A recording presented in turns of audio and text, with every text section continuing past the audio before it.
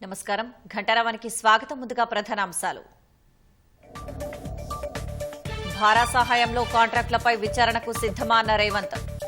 ఢిల్లీ పర్యటనపై విపక్షాల విమర్శలను తిప్పికొట్టిన ముఖ్యమంత్రి. నేడు కాంగ్రెస్ ఎంపీలతో సమావేశం కానున్న సీఎం. ఉభయ సభల్లో అనుసరించే వ్యూహంపై దిశానిర్దేశం.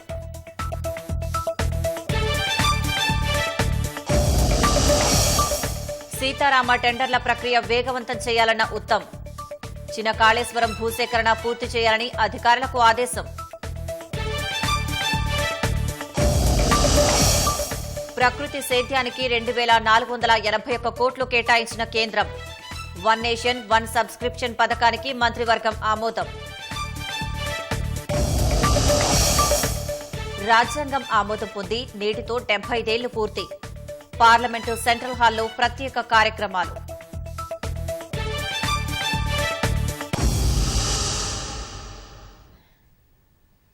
అదానీ సంస్థలకు కాంట్రాక్టులు, భూముల కేటాయింపులపై విచారణకు సిద్ధమా అంటూ బీఆర్ఎస్ కి సీఎం రేవంత్ రెడ్డి సవాలు విసిరారు. ఢిల్లీ పర్యటనలకే పరిమితమయ్యారంటూ విపక్ష నేతలు చేస్తున్న వ్యాఖ్యలపై ఘాటుగా స్పందించిన ఆయన కేంద్రం నుంచి అధిక నిధులు రాబట్టడమే ప్రభుత్వ లక్ష్యమని వివరించారు. యంగ్ ఇండియా స్కిల్ యూనివర్సిటీకి అదానీ గ్రూప్ ప్రకటించిన 100 కోట్ల విరాళం తీసుకోబోమన్న ముఖ్యమంత్రి డబ్బులు బదిలీ చేయవద్దని ప్రభుత్వం తరపున లేఖ పంపించినట్లు తెలిపారు.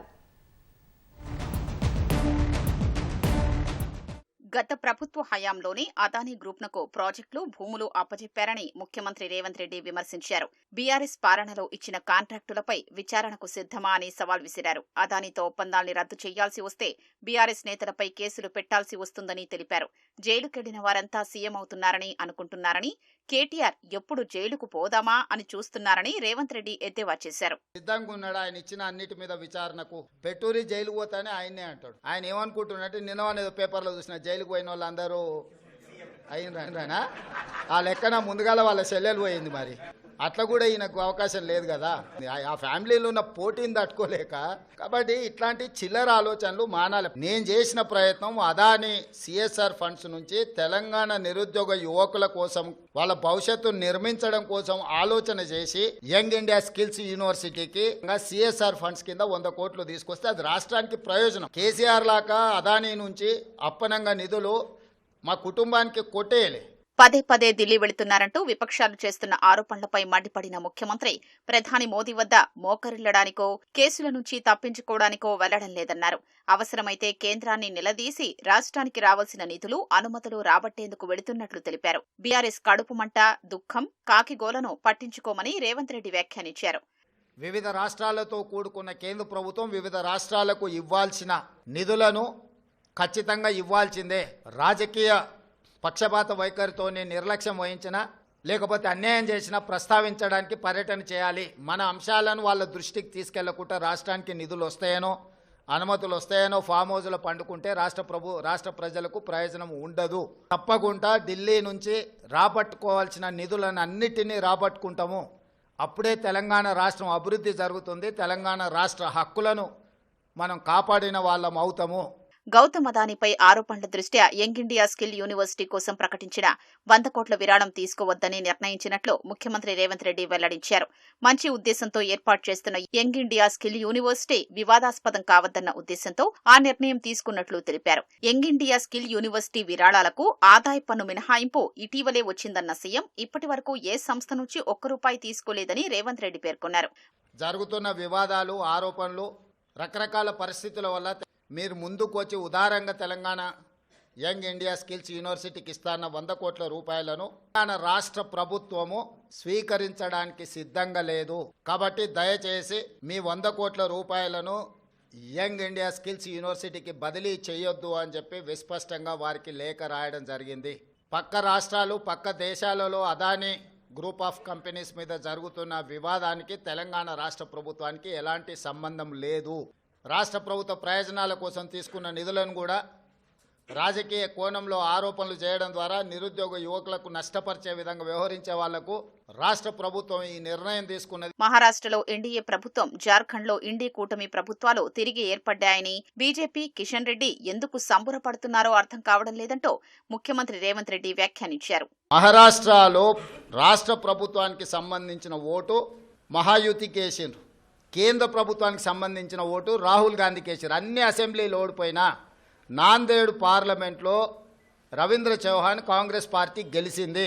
దీన్ని బట్టి నరేంద్ర మోడీ నాయకత్వాన్ని, ఆ మంత్రివర్గంలో పనిచేస్తున్న కిషన్ రెడ్డిని చీదరించుకున్నారు, చీకొట్టిరు మహారాష్ట్ర ప్రజలు. మోడీ నాయకత్వాన్ని తిరస్కరించిన విషయాన్ని కప్పిపుచ్చుకోవడానికి మహారాష్ట్రలో మీ ప్రభుత్వం ఉంది, మీ ప్రభుత్వం ఏర్పడ్డది. జార్ఖండ్లో మా ప్రభుత్వం ఉంది, మా ప్రభుత్వం ఏర్పడ్డది. మహారాష్ట్రలో మీకు కొన్ని సీట్లు పెరిగినాయి, జార్ఖండ్లో మాకు కొన్ని సీట్లు పెరిగినాయి. ఇందులో ఏందుంది గొప్ప? ఎందుకు సంబరాలు చేసుకుంటారో నాకైతే అర్థం కాలే. ప్రాధాన్యత కలిగిన సాగునీటి ప్రాజెక్టులను వీలైనంత త్వరగా పూర్తి చేయాలని నీటిపారుదల శాఖ మంత్రి ఉత్తమ్ కుమార్ రెడ్డి అధికారులను ఆదేశించారు. జాప్యాన్ని నివారించి కీలక ప్రాజెక్టులని సకాలంలో పూర్తి చేయాలన్నారు. సాగునీటి ప్రాజెక్టుల ఉన్నతాధికారులతో వీడియో కాన్ఫరెన్స్ నిర్వహించిన ఉత్తమ్ సీతారామ ప్రాజెక్టు టెండర్ల ప్రక్రియ, పనులు వేగవంతం చేయాలన్నారు. మోడికుంట వాగు ప్రాజెక్టు వ్యయం అంచనాలు, చిన్న కాళేశ్వరం ప్రాజెక్టు భూసేకరణ స్థితిగతులను అడిగి తెలుసుకున్నారు. భూసేకరణ సమస్యలన్నింటినీ పరిష్కరించేందుకు ఆర్&ఆర్ కమిషనర్తో కలిసి పనిచేయాలని అధికారులను మంత్రి ఆదేశించారు. పలు ప్రాజెక్టులకి చేపట్టాల్సిన భూసేకరణ ప్రతిపాదనలను కమిషనర్కు అందించాలని సూచించారు.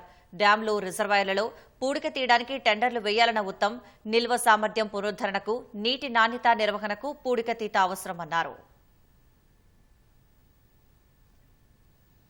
ఉమ్మడి కరీంనగర్ జిల్లాలో పెండింగ్ ప్రాజెక్టులపై ప్రభుత్వం ప్రత్యేక దృష్టి సారించింది.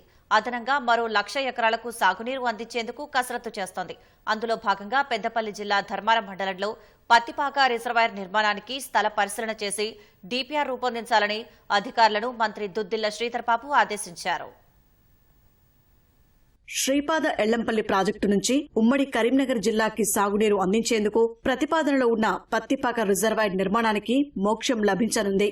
మంత్రి దుద్దిళ్ల శ్రీధర్ బాబు, ప్రభుత్వ విప్ అడ్లూరి లక్ష్మణ్, పెద్దపల్లి, రామగుండం ఎమ్మెల్యేలు విజయ రమణారావు, మక్కాన్ సింగ్, రాజ్ ఠాకూర్ నీటిపారుదల శాఖాధికారులతో కలిసి పత్తిపాకను సందర్శించి పరిశీలించారు. ఆ రిజర్వాయర్ నిర్మాణంతో ఉమ్మడి జిల్లాలోని పెద్దపల్లి, మంథని, రామగుండం, ధర్మపురి నియోజకవర్గాల్లో ప్రత్యక్షంగా 10,000, పరోక్షంగా 2,00,000 ఎకరాలకు సాగునీరు అందనుంది.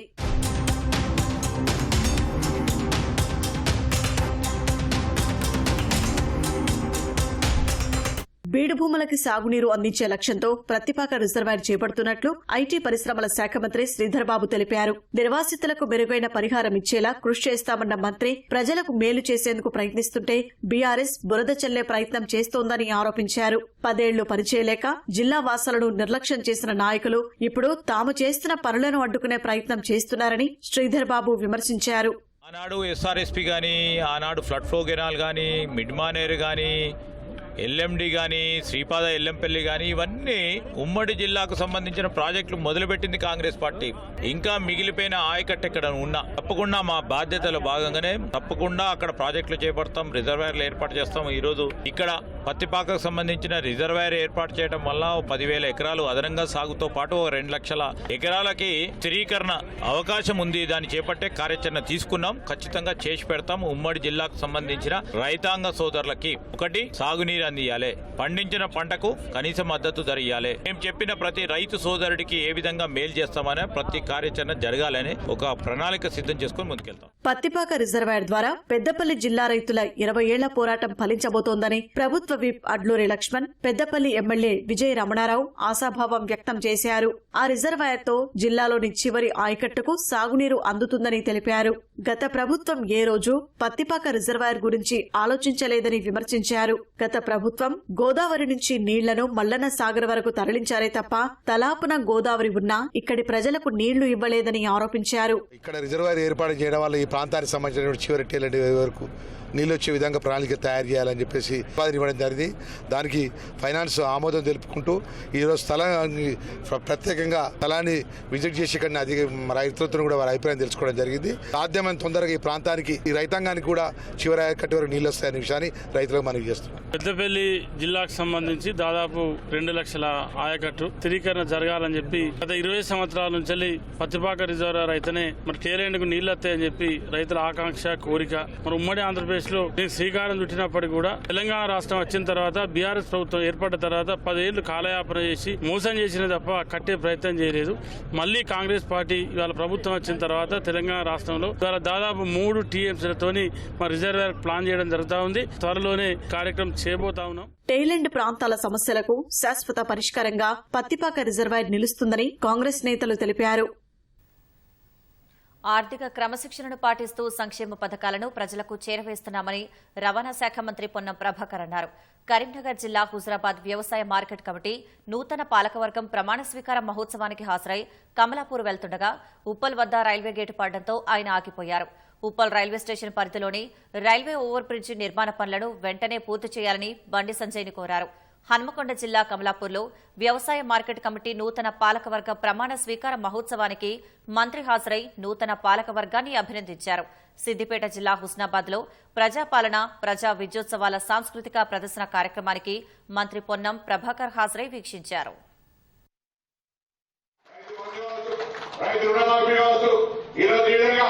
మన చదువుకున్న గురువుల పాఠశాలలో పిల్లలకు 50% మెచ్చార్జీని అదేవిధంగా వాళ్ళకు వారి కాస్మెటిక్ ఖర్చుల్లో పెంచడం జరిగింది. మీకు తెలుసు గతంలో కాంగ్రెస్ రాగానే కరెంటు పోతున్నారు. ఎక్కడ కరెంటు పోనీయకుండా రైతాంగానికి ప్రజలకు అదేవిధంగా ఎన్ని ఇబ్బందులున్నా సరఫరా చేసుకుంటూ పోతా ఉన్నాం. ఎన్నికలైనాక అధికారంలోకి చూసేటప్పటికీ మొత్తం రాష్ట్ర ప్రభుత్వానికి గల్లా ఖాళీ ఉంటే అప్పుడు 2 లక్షల కోట్లని ఎట్లా ఆలోచిస్తుంటే పరిపాలన దక్షతగా కాంగ్రెస్ పార్టీ అనేక రకాలుగా సమస్యల్ని పరిష్కరించి ఇవాళ జీతాలు కూడా ఒకరు దానికి ఇస్తూ అన్ని రకాల కార్యక్రమాలు చేస్తున్నారు. బడిలో పాఠాలు నేర్చుకోవాల్సిన చిన్నారిని విషాహారం కబలించింది. బాగా చదువుకొని కుమార్తె ఉన్నత స్థాయికి చేరుతుందన్న కన్నవారి కలలు ఆవిరయ్యాయి. అక్టోబర్ 30న వాంకిడి ఆశ్రమ పాఠశాలలో సహచర విద్యార్థులతో భోజనం చేసి శైలజ అనే విద్యార్థిని 21 రోజుల పాటు ఆసుపత్రిలో చికిత్స పొందుతూ మృత్యువాత పడింది. కళ్ల ముందే కన్న కుమార్తె చనిపోవడంతో ఆ తల్లి పెట్టిన రోదన ఆకాశాన్నంటింది. విద్యార్థిని మృతికి ప్రభుత్వ నిర్లక్ష్యమే కారణమంటూ విపక్ష నేతలు భగ్గుమన్నారు. హైదరాబాద్ నిమ్స్లో చికిత్స పొందుతూ కుమరంభీం జిల్లా వాంకిడి ఆశ్రమ పాఠశాల విద్యార్థిని శైలజ మృతి చెందింది. అక్టోబర్ 30న వాంకిడి ఆశ్రమ పాఠశాలలో తోటి విద్యార్థులతో భోజనం చేసిన శైలజ అస్వస్థకు గురైంది. పలువురు చిన్నారులను సమీప ప్రభుత్వాసుపత్రిలో చేర్పించి వైద్యం అందించారు. మిగతా వారు కోలుకున్నా శైలజ పరిస్థితి విషమించడంతో నిమ్స్కి తరలించారు.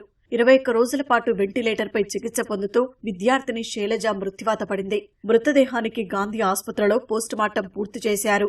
గాంధీ ఆసుపత్రి వద్ద భారీ ఎత్తున బందోబస్తును ఏర్పాటు చేసి మృతదేహాన్ని స్వస్థలానికి తరలించారు. చిన్నారి శైలజ మృతితో కుటుంబ సభ్యులు శోకసంద్రంలో మునిగిపోయారు. తన కుమార్తె పరిస్థితి మరొకరికి కలగకుండా చూడాలని ఆ తల్లి పెట్టిన కన్నీరు అందరినీ కలిచివేసింది. आता 2 रोज कमी आहे. 2 महिना झाला. डॉक्टरांचा खबर गेला तर काय गॅरंटी नाही सांगणार आम्हाला. गॅरंटीच नाही सांगणार. आता अजय सकाळी गॅरंटीच नाही सांगलं. आता आम्हाला एकलीच पोरगी होती तरी आम्हाला काय गॅरंटी नाही सांगले. सारलं नाही सांगले. जही नाही सांगले आम्हाला. महिना झाला तरी काहीच कमी नाही सांगले. काहीच बेस नाही करले. माझी पोरीचा एकच पोरगी होती माने.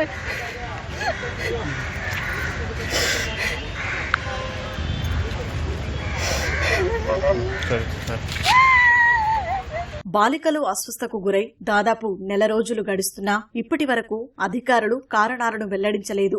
ఘటన జరిగిన మరుసటి రోజు విచారణలో భాగంగా ఆహార పదార్థాల నమూనాలు సేకరించి అన్ని బాగున్నట్లు నివేదిక అందించారు. విద్యార్థులు ఇంటి నుంచి తెచ్చుకున్న తినుబండారాల వల్లే అనారోగ్యానికి గురయ్యారంటూ అధికారులు చేతులు దులిపేసుకున్నారనే వాదనలు వినిపించాయి.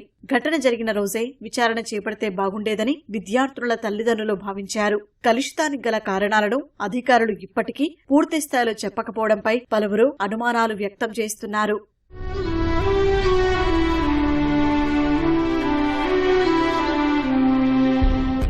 వాంకిడి గురుకుల విద్యార్థిని మృతికి రేవంత్ రెడ్డి ప్రభుత్వమే కారణమని మాజీ మంత్రి హరీష్ రావు, కేటీఆర్ ఆగ్రహం వ్యక్తం చేశారు. పెద్ద చదువులు చదివేందుకు గురుకులాలు చేరిస్తే పేద గిరిజన బిడ్డను బలి తీసుకున్నారని ధ్వజమెత్తారు. విద్యాశాఖ మంత్రి లేక విద్యార్థులకు తిప్పలు తప్పడం లేదన్న కేటీఆర్ ముఖ్యమంత్రికి పేద పిల్లల బాధలు పట్టవంటూ విమర్శలు గుప్పించారు.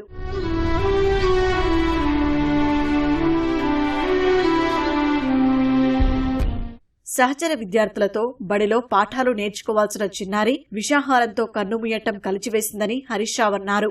గురుకులంలో నాణ్యత లేని భోజనం పెట్టడం ఒక పాపమైతే అస్వస్థకు గురైన విద్యార్థులకు సకాలంలో మెరుగైన చికిత్స అందించకపోవడం మరో పాపమంటూ ఆక్షేపించారు. ఆ గిరిజన విద్యార్థిని కుటుంబానికి అండగా ఉంటూ 50 లక్షల ఎక్స్గ్రేషియా ఇవ్వాలని ప్రభుత్వాన్ని హరీష్ డిమాండ్ చేశారు. కర్మాగారాల నుంచి వచ్చే విషపూరిత వ్యర్థాలను గుట్టుచప్పుడు కాకుండా మూసీ నదిలో విడిచిపెడుతున్న ఉదంతం బయటపడింది. హైదరాబాద్ రాజేంద్రనగర్ పరిధిలోని బాపుఘాట్ సమీపంలో రాత్రి వేళల్లో ట్యాంకర్లతో డ్రైనేజీ ద్వారా ఈ వ్యర్థాలను మూసీలో విడుస్తున్నట్లు స్థానికులు తెలిపారు. ఓవైపు ప్రభుత్వం మూసీ సుందరీకరణ చేస్తుంటే మరోవైపు కొందరు దుండగులు ఇలా చేయడం ఎంతవరకు సబబని స్థానికులు ఆవేదన వ్యక్తం చేస్తున్నారు. ఈ కెమికల్ నీటిలో కలపడం వల్ల అనారోగ్య సమస్యలు తలెత్తుతున్నాయని వాపోతున్నారు. ఘటనపై కేసు నమోదు చేసి దర్యాప్తు ప్రారంభించినట్లు పోలీసులు వెల్లడించారు. మూసీ నది తీరంలో హైడ్రోక్లోరిక్ అనేటువంటి విషపూరితమైన పదార్థం పేలుడు పదార్థమైనటువంటి ఇక్కడ కొందరు దుండగులు ఉద్దేశపూర్వకంగానే వ్యర్థాలను మూసీ నదిలోకి విడుస్తున్నారు. మూసీ నది ప్రక్షాళన పేరుతో మూసీ నది పునరుజ్జీవం పేరుతో చేస్తున్నటువంటి ఈ యొక్క ప్రభుత్వం ఈ రోజు ఇప్పటికైనా కళ్ళు తెరవాలి. నదులను కలుషితం చేస్తున్న వారిపై చట్టరీత్యా చర్యలు తీసుకోవాలి. దొంగచాటుగా అర్ధరాత్రి కెమికల్ ని 10 లారీల కెమికల్ ని కలపడం జరుగుతుంది. గత 2-3 సంవత్సరాల నుంచే ఈ విధంగా జరుగుతుంది. స్థానికులు దీనిపై నిఘా వేసి ఈ రోజు పట్టుకోవడం జరిగింది. రోజు అర్ధరాత్రి 2 దాటిన తర్వాత 5 నుంచి 10 లారీలు, కనీసం 5 నుంచి 10 లారీల వరకు కెమికల్ ని తీసుకొచ్చి వాళ్ళు సెటప్ చేసుకున్న డ్రైనేజ్ వ్యవస్థ ద్వారా మూసీలో కలిపి పూర్తిగా కలుషితం చేస్తున్నారు. దీనివల్ల స్థానికంగా ఉన్న ప్రజలకి దుర్వాసన రావడమే కాకుండా బంగారం, వెండి సామాగ్రి నల్లగా అవడం జరుగుతుంది. ఇసుక లారీల అడ్డా ఎవరిదైతే ఉందో వాళ్ళు దొంగచాటుగా ఈ పెద్ద ఎత్తున చేస్తున్నట్టు కుట్రను అందరం తరిమి కొట్టాలి. ప్రభుత్వం కూడా దీని మీద దృష్టి పెట్టాలి. ఫ్రీలాన్స్ పేరిట మోసాలకు పాల్పడుతున్న ఇద్దరిని సైబరాబాద్ పోలీసులు అరెస్ట్ చేశారు. ఆర్జే గ్రూప్ పేరిట నిర్వాహకులు డబ్బులు వసూలు చేసినట్లు గుర్తించారు. 200 మంది నుంచి దాదాపు 48 కోట్లు వసూలు చేసినట్లు ఆరోపణలు రావడంతో RJ group chairman Bhaskar, MD సుధారాణిని అదుపులోకి తీసుకున్నారు. హైదరాబాద్ శివారు ప్రాంతాల్లో ప్రాజెక్టులు నడుస్తున్నాయని ప్రచారం చేయడం, మార్కెట్ ధరతో పోలిస్తే తక్కువ ధరకే ఫ్లాట్లు లభిస్తాయని నమ్మించారు. ప్రముఖ సంగీత దర్శకుడు, మాజీ క్రికెటర్ను ప్రచారకర్తలుగా నియమించుకుని 3 ఏళ్లలో ఫ్లాట్లు అందుబాటులోకి తెస్తామని హామీ ఇచ్చారు. 2020-21 మధ్యకాలంలో బాధితులతో పెద్ద మొత్తంలో డబ్బులు కట్టించుకున్నారు. 3 ఏళ్లైనా పనులు పూర్తి కాలేదని బాధితులు నిలదీయడంతో పరారయ్యారు. మనోజ్ కుమార్ అనే వ్యాపారవేత్త ఫిర్యాదుతో రంగంలోకి దిగిన పోలీసులు నిర్వాహకులను అరెస్ట్ చేశారు. భారత్ ప్రపంచంలోనే అతిపెద్ద ప్రజాస్వామ్య దేశం. పాలనా తీరులో ప్రపంచ దేశాలకు ఆదర్శం. అందుకు ఏకైక కారణం 75 ఏళ్ల భారత రాజ్యాంగం. స్వాతంత్రానంతరం గడ్డు పరిస్థితులు, అనేక సవాళ్ల మధ్య రూపుదిద్దుకున్న ఆ రాజ్యాంగం 1949 నవంబర్ 26న రాజ్యాంగ సభ ఆమోదం పొందింది. 1950లో అమల్లోకి వచ్చి అనేక అడ్డంకులకు ఎదురొడ్డి మాతృభూమిని మహోజ్వల విజయం వైపు నడిపించడంలో దేశానికి మూల స్తంభమై నిలిచింది. కాలం, పరిస్థితుల బట్టి సవరణలు అనివార్యమైన స్వరూపం మారని రాజ్యాంగం నేటికి స్ఫూర్తి నింపుతూనే ఉంది. ఈ నేపథ్యంలో 75 ఏళ్ల వజ్రోత్సవాన్ని పురస్కరించుకొని రాజ్యాంగ విశిష్టత మరోసారి నెంబరు వేసుకుందాం.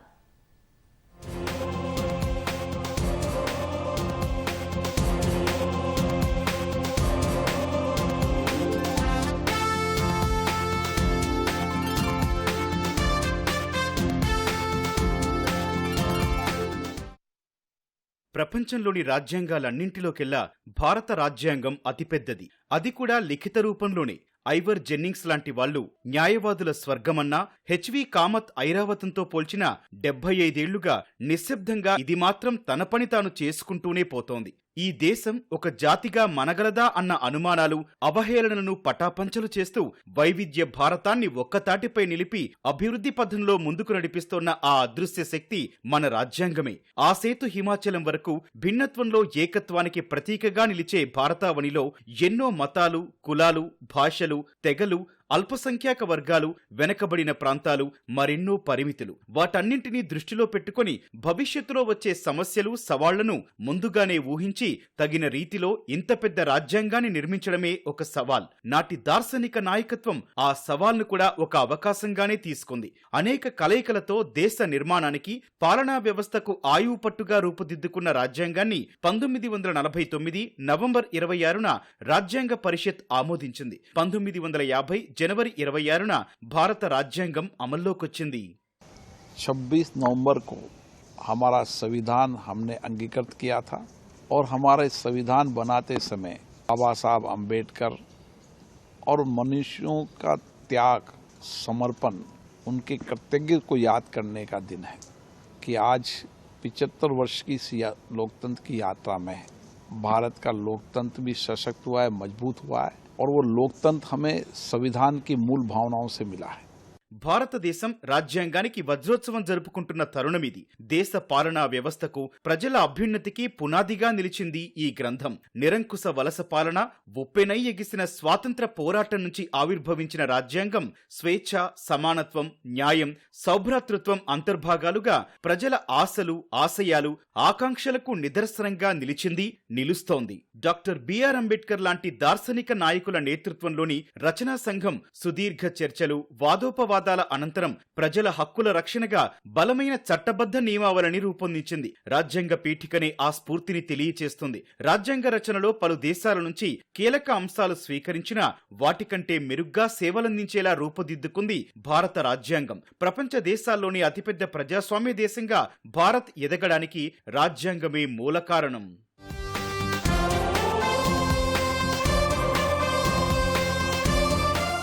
రాజ్యాంగాన్ని భారత రాజ్యాంగ సభ 1946 డిసెంబర్ 9 నుంచి 1949 నవంబర్ 26 వరకు, అంటే 2 సంవత్సరాల 11 నెలల 18 రోజులు జరిగిన 11 సమావేశాల ఆధారంగా రూపొందించింది. ఇది 165 రోజుల పాటు సమావేశమై 60 రాజ్యాంగాలను అధ్యయనం చేసి భారతదేశ పరిస్థితులకు అనుగుణంగా రాజ్యాంగాన్ని రూపొందించారు. రాజ్యాంగ అంతిమ ముసాయిదాను డాక్టర్ బిఆర్ అంబేద్కర్ 1948 నవంబర్ 4న సభ ముందు ప్రవేశపెట్టారు. దానినే ప్రథమ పఠనం అంటారు. ద్వితీయ పఠనం 1948 నవంబర్ 17 నుంచి 1949 అక్టోబర్ 17 వరకు జరిగింది. తృతీయ పఠనం 1949 నవంబర్ 14న ప్రారంభమైంది. 1949 నవంబర్ 26న మొత్తం 299 మందిలో 284 మంది సంతకం చేశారు. దీంతో భారత రాజ్యాంగం ఆమోదం పొందినట్లయింది. ప్రవేశికను రాజ్యాంగ సభ ప్రత్యేకంగా ఆమోదించింది. 1949 జనవరి 26న ఆమోదం పొందిన రాజ్యాంగంలో 395 అధికరణలు, 8 షెడ్యూల్స్, 22 భాగాలు ఉన్నాయి. అవిప్పుడు 448 అధికరణలు, 12 షెడ్యూల్స్, 25 భాగాలుగా ఉన్నాయి.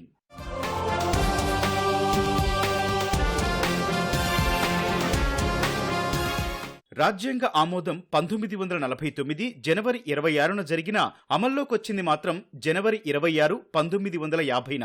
కానీ రాజ్యాంగంలోని కొన్ని అంశాలు రాజ్యాంగం ఆమోదం పొందిన నవంబర్ 26 నుంచి అమల్లోకొచ్చాయి. ఉదాహరణకు పౌరసత్వానికి సంబంధించి 5 నుంచి 9 అధికరణలు, ఎన్నికల సంఘానికి సంబంధించిన 324, 367, 392, 393 మొదలైనవి. రాజ్యాంగం పూర్తిగా అమల్లోకొచ్చిన రోజైన 1950 జనవరి 26ను గణతంత్ర దినోత్సవంగా జరుపుకుంటున్నాం. జనవరి 26న రాజ్యాంగం అమల్లోకి రావడంతో భారత ప్రజలు రూపొందించుకున్న చట్టం ప్రకారం పరిపాలన ప్రారంభమైంది. అప్పటి వరకు అమల్లో ఉన్న చట్టాలు రాజ్యాంగ వ్యతిరేకంగా ఉంటే చెల్లకుండా పోయాయి. మూల రాజ్యాంగాన్ని ఆంగ్లంలో రచించారు. తర్వాత దాన్ని హిందీలోకి తర్జుమా చేశారు. రాజ్యాంగ నిర్మాణానికి చేసిన కృషి వల్లే అంబేద్కర్ భారత రాజ్యాంగ పితామహుడిగా, నవభారత రాజ్యాంగ నిర్మాతగా కీర్తి పొందారు.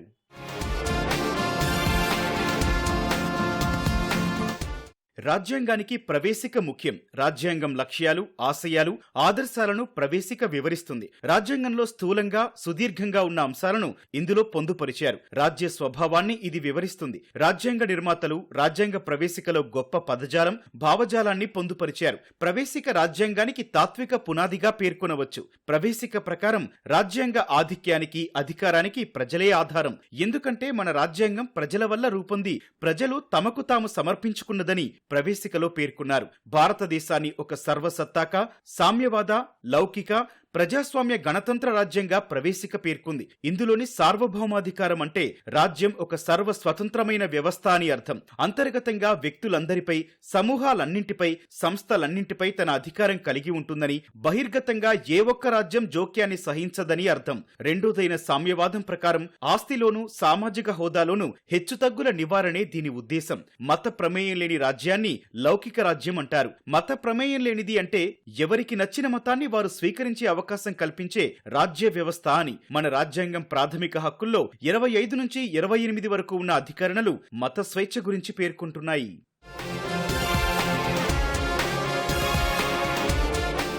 ప్రవేశికలోని ప్రజాస్వామ్యం పాశ్చాత్య దేశాల నుంచి అందిపుచ్చుకున్న గొప్ప అంశం. ప్రజాస్వామ్యాన్ని ఆంగ్లంలో డెమోక్రసీ అంటారు. డెమోస్ అంటే ప్రజలు, క్రాటోస్ అంటే పాలన.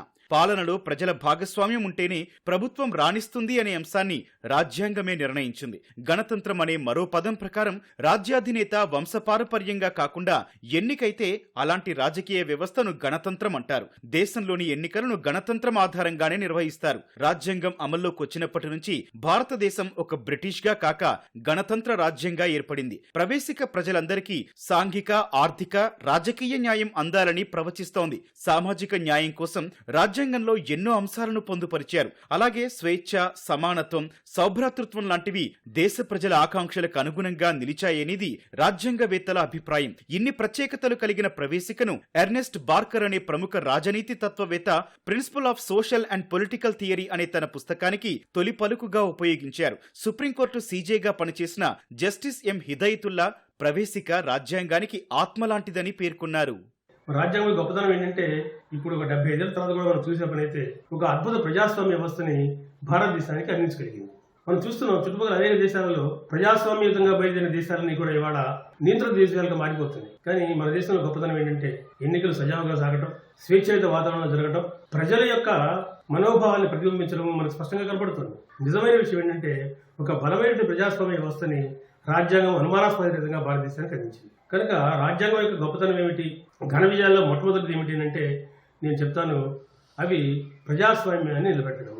కనుక అద్భుత స్థాయిలో ప్రజాస్వామ్యం నిలబెట్టడంలో రాజ్యాంగము ఒక అద్భుత పాత్ర పోషించింది అనేది ప్రపంచం మొత్తానికి కూడా తెలిసినటువంటి సత్యం.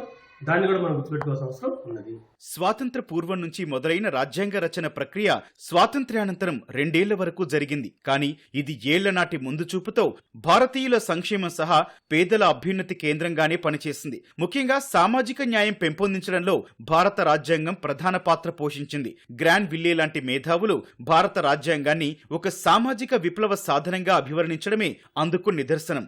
రాజకీయాల్ని శాసించే కులాలు, మతాలు వంటి అనేక చారిత్రక శక్తులను తలకిందులు చేసిన రాజ్యాంగం అధికార పరివర్తనకు నాంది పలికింది. 2008లో రాజీవ్ భార్గవ కూడా అదే తరహా అభిప్రాయం వ్యక్తం చేశారు. వేళ్లూనుకుపోయిన సామాజిక వ్యవస్థ నుంచి సమాజాన్ని విముక్తి చేసి స్వేచ్ఛ, సమానత్వం లాంటి నూతన శకం సాధనకు రాజ్యాంగం ఎంతగానో తోడ్పడింది. భారత రాజ్యాంగం కాంక్షించే సామాజిక లక్ష్యాన్ని చేరుకోవడానికి కొన్ని నిబంధనలను పరిశీలిస్తే అందులోనూ మొదటిది ప్రవేశికనే చెప్పుకోవచ్చు. భారత ప్రజలమైన మేము అనే వాక్యం సమానత్వానికి నిదర్శనంగా కనపడుతుంది. ప్రజలమైన మేము అనే ఒక్క మాట కులం, మతం, జాతి వ్యవస్థల కారణంగా అనగదొక్కబడిన వర్గాలకు సమాన హోదా, కొత్త గుర్తింపునిచ్చింది. ప్రతి పౌరుడి గుర్తింపునకు చట్టబద్ధమైన ప్రాతిపదిక అందించింది. రాజ్యాంగం ఆధారంగానే వయోజన ఓటు హక్కు సాధ్యమైంది. అంటరానితనం నిర్మూలన దిశగానూ దోహదపడింది. రాజ్యాంగంలోని 17వ అధికరణ ప్రకారం అంటరానితనం ఏ రూపంలో ఉన్నా క్షమార్హం కాదు. కొన్ని కులాల వారు దీర్ఘకాలంగా అనుభవిస్తున్న అవమానాలకు ముగింపు పలకడమే లక్ష్యంగా రాజ్యాంగ విధి విధానాలు సాయపడ్డాయి. భారతదేశ రాజ్యాంగం కాలపరీక్షకు తట్టుకొని నిలబడుతుంది. పాలనలో ఎదురయ్యే సంక్లిష్టతల నుంచి బయటపడటానికి, సామాజిక మార్పునకు, ఆర్థిక వృద్ధికి, యావత్ జాతికి దారిదీపంగా నిలుస్తుంది అంటే రాజ్యాంగ రూపకర్తల దూరదృష్టి, దార్శనికతకు చిరస్మరణీయ నిదర్శనంగా భావించవచ్చు.